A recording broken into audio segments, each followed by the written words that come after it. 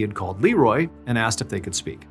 And so now Detective Gravel stepped inside of Janet's home, and right away he noticed how tidy and how covered in Christmas decorations it was. I mean, the whole house seemed so festive, which made Gravel think that Janet very likely had planned to be home for the holidays. And so he followed Leroy into the kitchen.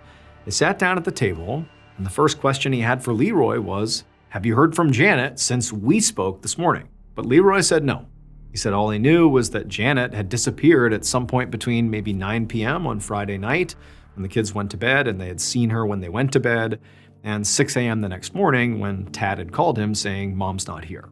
And Leroy said, despite the fact that, Janet is his ex-wife and there wasn't a whole lot of love lost there, he said he was really worried because Janet would never just leave their kids alone, never. However, he did tell the detective that while he had been just walking around the house for any clues about where she might have gone, he said he had noticed that her toiletries bag was gone. So now he didn't really know what to think. That sort of did suggest that maybe this was planned, but just very out of character. Gravel nodded and then asked Leroy, could he think of any place that Janet might go to, maybe to go blow off steam or something, like some place if she was really stressed, where would she go?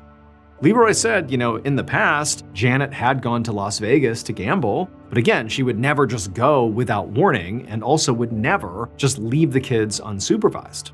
Leroy said, at a minimum, she would have let him know if she was going away because, again, they have kids together. Even though they were divorced, they still basically were on decent terms.